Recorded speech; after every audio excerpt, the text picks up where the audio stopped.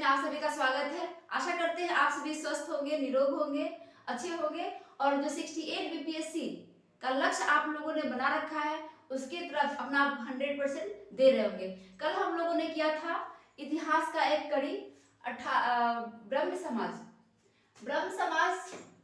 को हमने देखा था कि राजा राम मोहन राय ने समाज की कुरीतियों को दूर करने के लिए उस समय में विभिन्न प्रकार की प्रथाएं थी। बाल विवाह, सती प्रथा, विधवा पुनर्विवाह को नहीं होने देना, छुआछूत आदि बहुत सारी ही कुरीतियां थी, अंधविश्वास, धर्मकांड, इस सभी से समाज को शुद्ध करने के लिए शुद्ध करने के लिए उन्होंने एक ब्रह्म समाज की स्थापना की थी। और हम लोगों ने देखा था कि उन्होंने उस दिशा में बहुत सारे कार्य किए। और उसी क्रम में हमने ये भी देखा था कि 1829 में, ये डेट काफी इंपॉर्टेंट है, आप याद रखिए, 1829 में उन्होंने अथक प्रयास से 1829 में याद रखना है, विलियम बेंटिक जी ने सती प्रथा के विरुद्ध एक ठोस कानून बनाकर उसे गैर कानूनी घोषित किया था। अब हम लोग देखते हैं और ये भी देखा था हमने कि 1833 में राजा राम मोहन राय जी की ब्रिस्टल इंग्लैंड में मृत्यु हो गई थी। इसके बाद हमें देखना है कि क्या ब्रह्म समाज खत्म हो गया यहीं पर या फिर आगे भी उसकी गतिविधियां चली, आगे भी उसमें समाज सुधार के कार्य किए गए। तो इसी क्रम में हमको आगे देखना है। तो जैसे कि 1833 में राजा राम मोहन राय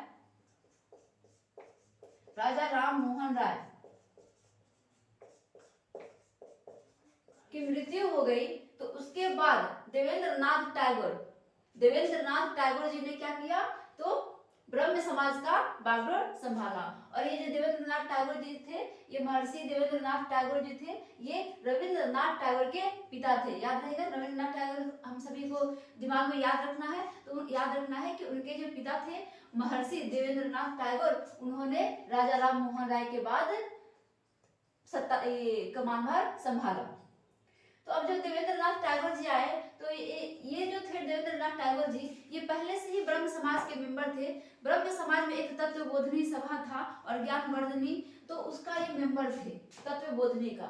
अब ये तत्वबोधिनी सभा जो था, पूछ सकता है आपसे क्वेश्चन में, देखिए आपको यहाँ पे जो बोला जाता है ना पूछ सकता है, मतलब बीपीएससी में किस तरह के क्वेश्चन आ सकते हैं और डायरेक्ट बताया जा सकता है कि 1839 में हुआ। लेकिन आजकल क्या है ना कि बीपीएससी एक 5वां ई ऑप्शन भी रखा है। तो अगर किसी भी चीज के बारे में आपको थोड़ा बहुत आसपास उसके नॉलेज नहीं रहेगा तो आप हो सकता है फंस जाओ, है ना। एक से अधिक आंसर कैसे लगाओगे, एक या एक से अधिक, आपको तो एक ही पता रहेगा, अच्छा ये तो सही है, लेकिन उसके बारे में बाकी नॉलेज ही नहीं होगा तो आप फंस जाओगे, आप जानते हुए भी गलत करके आओगे। तो इसीलिए कोई भी टॉपिक जो है उसके इर्द गिर्द और क्या क्वेश्चन बन सकता है उसको भी ध्यान में रखते हुए थोड़ा विस्तार में तो आपको पढ़ना ही पड़ेगा। और आपको इसी क्रम में देखते हैं कि और क्या क्या हुआ वो देखते हैं।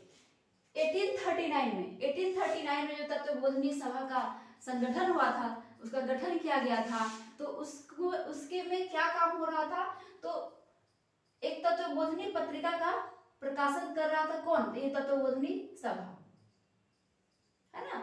और प्राचीन जो देवेंद्र नाथ टैगोर जी ने थे, ये प्राचीन सभ्यता और राजा राम मोहन राय जी का विचारों का प्रसार किया उन्होंने कि एक ईश्वरवादी में विश्वास रखो, कर्मकांड अच्छी बात नहीं है, ये समाज की कुरीतियां है, बाल विवाह, विधवा पुनर्विवाह, इन सभी जो मुद्दे हैं, जो सामाजिक बुराइयां चल रही थी उस समय में, उस सभी पे लोगों का ध्यान आकर्षित किए। उसके बाद देखते हैं तो ये कुछ नाम लिखा हुआ है, ईश्वर चंद्र विद्यासागर, अश्वनी कुमार, ईश्वर चंद्र विद्यासागर और अश्वनी कुमार। देखिए कभी कभी हो सकता है कि बीपीएससी ऐसा क्वेश्चन फॉर्मेट कर सकता है, 4 नाम दे देगा आपको और बोलेगा इसमें से बताओ कौन ब्रह्म समाज के सदस्य नहीं थे या ब्रह्म समाज से नहीं जुड़े हुए थे। तो आपको 2-4 अगर व्यक्ति का नाम नहीं याद होगा तो आप कैसे प्रश्न को लगाओगे, संभव नहीं है प्रश्न को लगाओगे।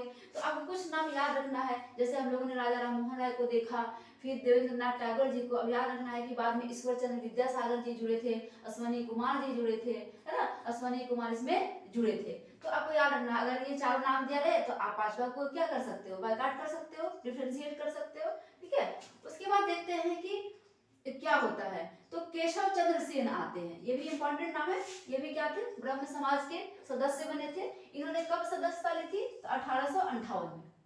1858 में केशव चंद्र सेन ने ब्रह्म समाज की सदस्यता ली। और जो रविंद्रनाथ, ये देवेंद्रनाथ टैगोर जी थे, इनको आचार्य बनाया। किसका आचार्य बनाया, तो ब्रह्म समाज का आचार्य बनाया।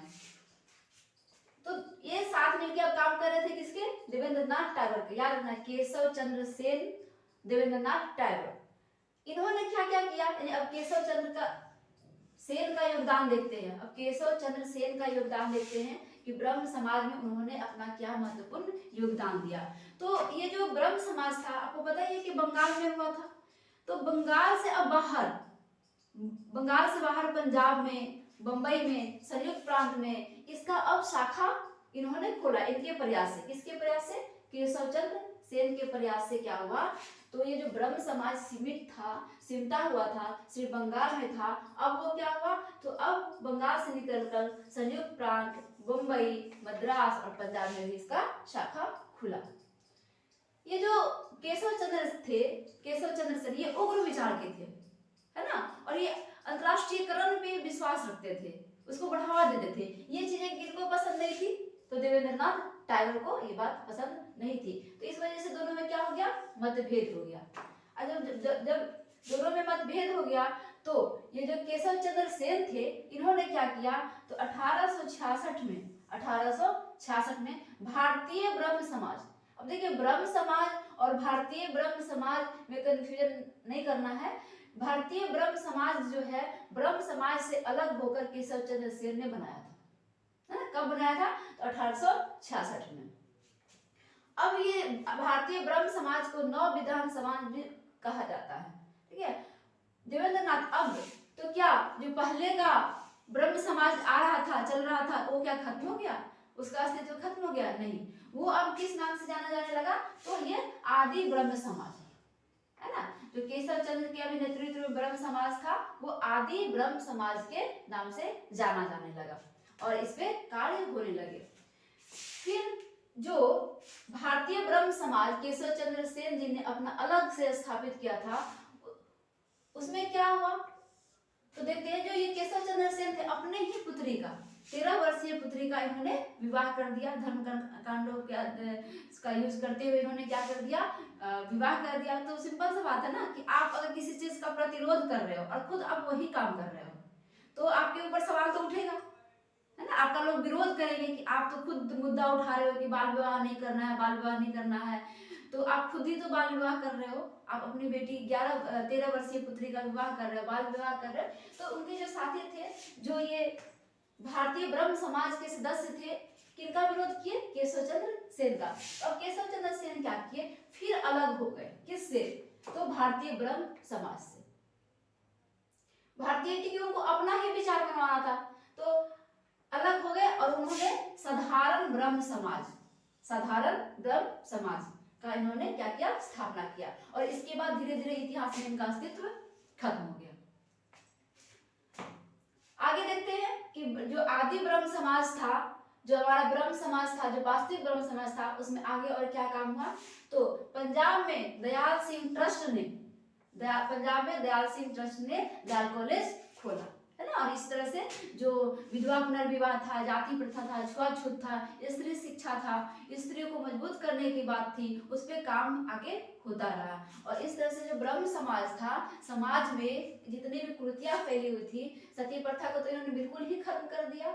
उसके बाद विधवा पुनर्विवाह को भी इन्होंने बढ़ावा दिया, उसको भी विधवा पुनर्विवाह को कानूनी घोषित करवाया हुआ इस ब्रह्म समाज के अंदर। फिर छुआछूत भी कम हुआ। इस तरह से देखा जाए तो एक ये समाज में बहुत ही बदलाव ला। 1828 में राजा राम मोहन राय जी ने ब्रह्म समाज की स्थापना की और उन्होंने बाल विवाह, सती प्रथा, छुआछूत, विधवा पुनर्विवाह, बहुपत्नीवादी आदि जो सामाजिक कुप्रथाएं थी, जो धारणाएं थी, उसको वो क्या कर रहे थे, उसके विरुद्ध वो लड़ रहे थे और उन्होंने सफलता भी हासिल की थी। सती प्रथा का रोक लगवाया था। विलियम बेंटिक के सहायता से उन्होंने उस पर एक कानून बनवाया था।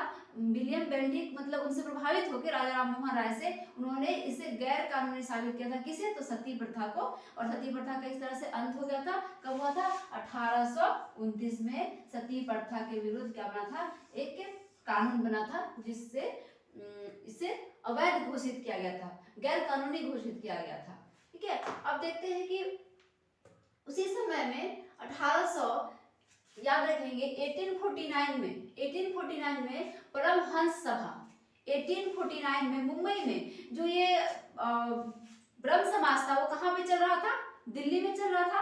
लेकिन जब केशव चंद्र आए थे तो आपने देखा कि उसकी शाखाएं मुंबई में, पंजाब में, महाराष्ट्र में, संयुक्त प्रांत में उसकी शाखाएं बटी थी। उसी क्रम में आपका 1849 में परमहंस सभा का गठन हुआ था। कहाँ हुआ था? तो ये मुंबई में परमहंस, ये जो थी गुप्त तरह से अपना काम कर रही थी और ये बहुत ही सीमित क्षेत्र में फैली हुई थी। ये बहुत ज्यादा अलग अलग क्षेत्र में नहीं फैल पाई, जिस वजह से ये 1860 में इस सभा का विघटन हो गया। आपसे पूछ सकता है परमहंस सभा का गठन कब हुआ था? तो आपको याद रखना है 1849 में, 1849 में परमहंस सभा का क्या हुआ था? गठन हुआ था। लेकिन ये जो था वो विघटित हो गया था। कब हो गया था? तो 1860 ईस्वी में ये विघटित हो गया था। कारण क्या था? तो ये काफी सीमित क्षेत्र में था और गुप्त तरीके से काम कर रहा था, फ्रंट में आके ये काम नहीं कर रहा था, इस वजह से ये विघटित हो गया था। उसके बाद क्या हुआ था? इसके विघटन के बाद 1867 में 1867 में मुंबई में आत्माराम पांडुरंग, नाम एकदम रट लेना है, आत्माराम पांडुरंग। आपसे डायरेक्ट क्वेश्चन पूछेगा, आपसे क्वेश्चन यहाँ से फॉर्मेट कर सकता है कि प्रार्थना सभा का स्थापना किसने किया? बीपीएससी में ही नहीं, जितने भी कॉम्पिटिटिव एग्जाम होते हैं उस सभी के लिए चैप्टर इंपॉर्टेंट है और यहाँ जितने भी टॉपिक करवाए जाते हैं वो सभी कॉम्पिटिटिव पॉइंट के लिए इंपॉर्टेंट है। आप देखिए यहाँ से क्वेश्चन डायरेक्ट आपसे पूछेगा कि प्रार्थना सभा का स्थापना किसने किया था? तो you have to write down किसने करा था? तो आत्माराम पांडुरंग। किसने किया था? आत्माराम पांडुरंग। अब ये जो आत्माराम पांडुरंग थे, क्या इन्होंने अकेले किया था या किसी से मोटिवेट होकर किए थे या किसी ने इनका सहयोग करा था? तो ये जो थे केशव चंद्र की मदद से इन्होंने क्या किया था? तो प्रार्थना सभा का स्थापना किया था। कब किया था? तो 1867, डेट याद रखना है 31 मार्च 31 मार्च 1867 में आत्माराम पांडुरंग ने केशव चंद्र सेन की मदद से बंबई में प्रार्थना सभा की स्थापना की थी। याद हो जाएगा? याद रहेगा? इसमें भूलने वाली कोई बात है नहीं ना? तो आपको ये ध्यान रखना है कि आत्माराम, वहां पे ब्रह्म समाज को किसने किया था? राजा राम मोहन राय। और यहाँ पे प्रार्थना, देखिए ना, प्रार्थना आत्मा बोलते ना कि प्रार्थना करने से आत्मा को शांति मिलती है, तो आपको याद रखना है आत्माराम पांडुरंग ने क्या किया था? तो प्रार्थना सभा का स्थापना किया था। देखिए बार बार मेरा बोलने का एक ही उद्देश्य रहता है कि आपको बार बार बोलने से दिमाग में क्या होगा? वो बैठ जाएगा और याद हो जाएगा। क्योंकि अभी आप अपना समय दे रहे हो तो सोचिए कि अभी जो आप समय दे रहे हो इसमें आपको इतना अच्छे से हो जाए कि आपको अगर बाद में ना भी पढ़ो तो भी आपको ये चीजें याद रहे। ठीक है, तो इस तरह से अब इसमें पूछ सकता है, एग्जाम फॉर्मेट करता है, आजकल ई ऑप्शन आया है तो एग्जाम में उससे रिलेटेड आपको जो भी चीजें इंफॉर्मेशन मिल सकता है, आपको गैदर करने की जरूरत है। तो इसमें पूछ सकता है, आपको 4 नाम दे देगा, 4 व्यक्ति का नाम दे देगा और आपसे पूछेगा कि बताओ इसमें से कौन सा व्यक्ति प्रार्थना सभा में सम्मिलित नहीं थे, या पूछ सकता है कि इनमें कौन से व्यक्ति जो है वो प्रार्थना सभा में पार्टिसिपेट किए थे और इसमें से नाम दे देगा। तो आपको नाम याद रखना है कुछ, आरजी भंडाकर, गोपाल हरि देशमुख और ढोंडे केशव कर्वे और चंदावरकर। ये आपको कुछ नाम जो है वो याद रखना है। 2-3 बार आप इसको रीड करेंगे, आपको ऑटोमेटिक ये चीजें याद हो जाएगा। तो इस तरह से यहाँ से ये सारा क्वेश्चन फॉर्मेट कर सकता है। आगे देखते हैं, जो प्रार्थना सभा बना इसका उद्देश्य क्या था, ये किस उद्देश्य से बना था, इसको बनने का क्या कारण था, मतलब इसमें कौन सा काम होने जा रहा था। तो इसका जो मेन काम था स्त्री शिक्षा को बल दिया इन्होंने कि स्त्रियों को शिक्षित करना बहुत ही जरूरी है समाज में। जब तक स्त्रियां शिक्षित नहीं होगी, कुप्रथाएं दूर नहीं होगी। उसके बाद इन्होंने भी एक ईश्वरवाद को अपनाया कि ईश्वर एक है। फिर बाल विवाह का प्रतिरोध किया, विधवा पुनर्विवाह को इन्होंने बोला कि ये विधवा पुनर्विवाह होना चाहिए, है ना, इस दिशा में काम किया। तो देखते हैं इसमें। उसके बाद आत्माराम पांडुरंग जी ने केशव चंद्र की सहायता से इसका स्थापना किया। लेकिन इसको लोकप्रियता हो सकता है कि प्रार्थना सभा को लोकप्रियता किसने दिलाई? स्थापना आत्माराम पांडुरंग ने किया, लेकिन उसको जो बड़े पैमाने में विस्तार किया, जो जगह जगह फैलाया, लोगों को मोटिवेट करा, वो थे महादेव गोविंद रानाडे। रानाडे याद रखना है, महागोविंद रानाडे, महादेव गोविंद रानाडे, ठीक है, ये आपको नाम याद रखना है। तो इन्होंने ऐसा क्या क्या काम किया? तो और ये देखिए पूछ सकता है कि महाराष्ट्र का सुकरात किसे कहा जाता है? तो इनको रानाडे को ही कहा जाता है, महाराष्ट्र का सुकरात। अब इन्होंने क्या किया था, एकदम याद रखिए कि 1891 में इन्होंने विडो रीमैरिज एसोसिएशन की स्थापना की थी, है ना, कि उस समाज में विधवा होना श्राप माना जाता था, महिलाओं को दोबारा शादी करने का परमिशन नहीं था। तो इन्होंने क्या किया, 1891 में विधवाओं के लिए विडो रीमैरिज एसोसिएशन की स्थापना की। और इसमें इन्होंने क्या किया, तो महिलाओं को उसको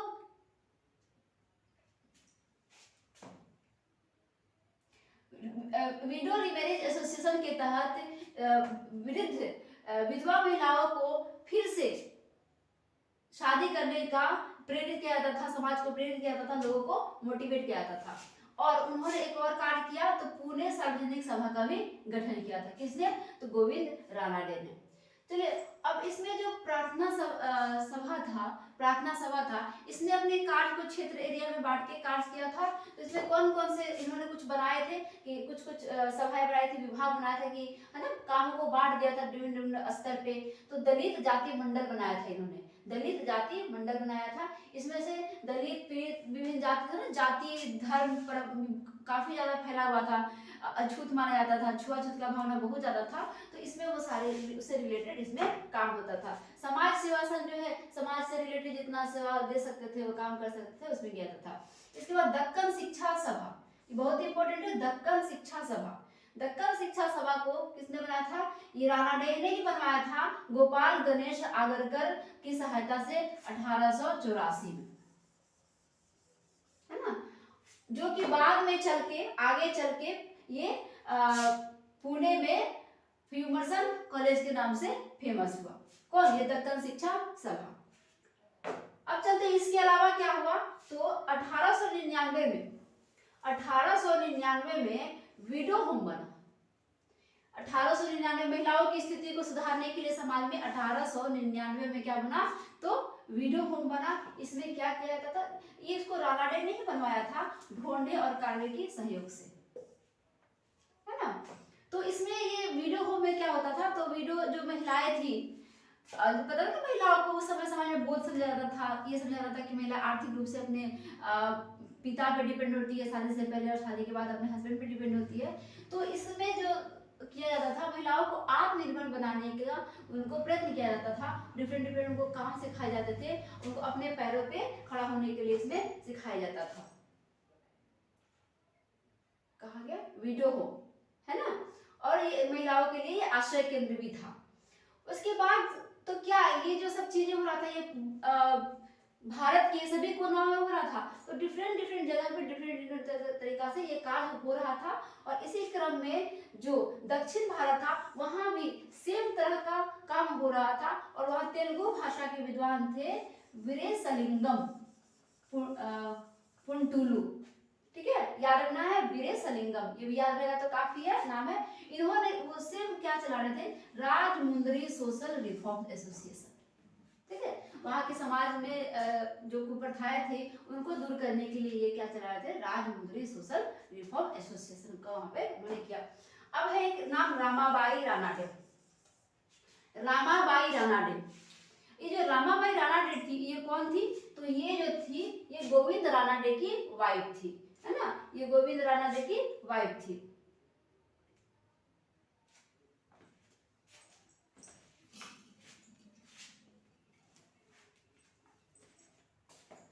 रामाबाई रानाडे। ये जो रामाबाई रानाडे थी ये कौन थी? तो अभी हम लोग पढ़ रहे थे कि गोविंद रानाडे, तो ये गोविंद रानाडे की क्या थी? वाइफ थी। इन्होंने क्या किया? तो आर्य महिला सभा, आर्य महिला, वो महिला थी तो महिला होके बाहर फ्रंट में आई, सामने आई, तो उससे जो है इसलिए भी आई कि उसको देखकर का और जो महिलाएं थी वो प्रेरित होती, आगे निकलती, समाज की जो बुराइयां है उसे वो बाहर आने की कोशिश करती है ना।